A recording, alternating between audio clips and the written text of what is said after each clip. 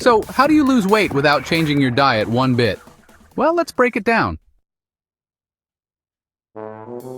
First off, let's talk about exercise. Jumping rope, for example. When you're just resting, you're burning about 50 calories. But when you're jumping rope, you can burn something like 560 calories per hour.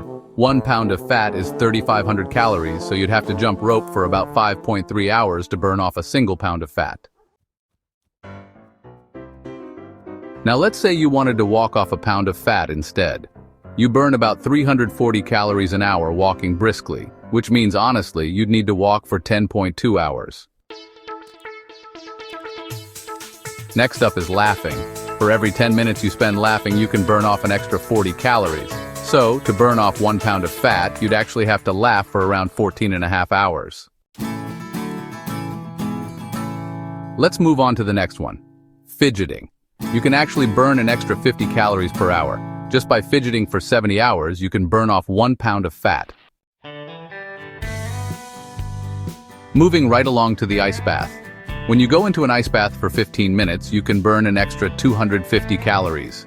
But if you're between, let's say, 45 to 50 degrees Fahrenheit, spending 14 sessions, which is basically doing it every day for 2 weeks, you could potentially lose 1 pound of fat. The reason why you burn fat is your body has to maintain this core temperature. So, it's going to do whatever it can to keep you warm, and it's going to generate a lot of heat. And that's how you burn calories. When you do the ice bath, you'll actually hear that if you breathe faster, you can even burn more calories. To burn 1 pound of fat, you're going to have to breathe deeply for about 291 hours. Let's get to the next one. Sex. That's right. You can burn more calories with sex. You can actually burn 4 calories per minute.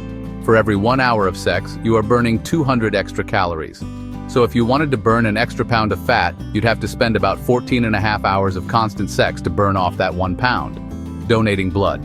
When you donate blood, your body has to then make up that loss of blood. So it has to generate more energy to make up that blood. And so you can burn up an extra 350 calories. In 14 sessions of donating blood, you can lose a pound of fat. As you're probably realizing, it's going to be very difficult to lose even 1 pound of fat without changing your diet. And on top of that, if you're adding certain foods that you shouldn't be eating, Big Mac or fries or a Coke, think about how many extra calories that you're going to have to add on top of all these other things that you're doing that are going to make it very difficult to lose any weight.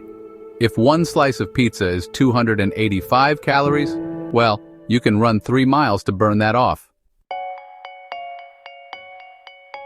If the Big Mac is 550 calories, you can bike for an hour to burn that off. But we're not talking about weight loss. We're just talking about breaking even, okay? And that soda, that's 270 calories. That's doing Zumba for 45 minutes just to break even. Unfortunately, 15% of all the activities that I just mentioned contribute to your actual weight loss, whereas 85% of the results from weight loss come from diet.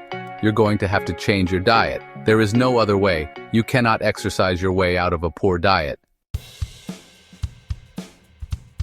I love exercise. I recommend it. I do it, but not necessarily for weight loss. What you get from exercise is higher fitness. You get better muscle tone, you get tremendous health benefits, but not necessarily a lot of weight loss. And unfortunately, when you see people at the gym week after week trying to exercise off their stomach or trying to lose weight with exercise, it's very tempting for me to go up to them to give them some advice. But since you're watching the video, I want to give you some advice.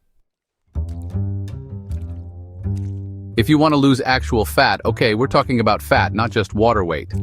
There's one really important thing you need to do. We have to keep insulin low. But the cool thing about doing that is your appetite and your cravings will go away. That'll make it really easy to do and stick with, because if you don't do that, you're going to have a massive struggle trying to lose weight with being hungry all the time with cravings, and that is torturous. To reduce insulin, you must go on a low-carb diet. The ketogenic diet, where the primary thing you do is just lower your carbohydrates, not just sugar. You're going to have to look at the label and make sure they're between 20 and 30 grams for the entire day. But it's very important to point out that we're not just talking about sugar. We're talking about carbohydrate, which includes sugar. And starches are those hidden sugars that will keep you from losing weight. That would be the bread, pasta, cereal, crackers, biscuits, and ingredients like maltodextrin, wheat flour. Some people get rid of all the carbs. They just eat like meat, eggs, fish, cheese. That's called carnivore. They don't have any plants. It's very simple to do, and they'll lose a lot of weight because they're bringing their carbs down to zero. We can also add in one more powerful thing to put your fat burning in hyper-warp speed, and that is intermittent fasting. Because as you lower your carbs, it's going to be easier to stick with it because you're going to lose your appetite. And then, if you just eat when you're hungry, you're going to be able to go longer without eating because you're going to lose your appetite. You may find that one day you just are hungry for one meal, and the next day maybe it's 2 meals, but then the following day, you're not even hungry at all. So you're literally going a couple days without even eating a meal. When you do intermittent fasting or prolonged fasting, you are definitely not starving yourself. You are living off of your own fat. This is how you burn fat and you fix a lot of other health problems. Your inflammation goes down. If you had high blood pressure, that'll start going down. Diabetes, that will kind of come back to normal. Depression, that will lift up and you'll feel better. If you were fatigued, now you have energy. What you need to know is carbohydrates block fat burning. They block weight loss. Trying to lose weight with exercise and these other activities is really only going to be a tiny piece of that puzzle. Full circle. Is it possible to lose weight without changing your diet? The answer is yes, but it's only a tiny bit of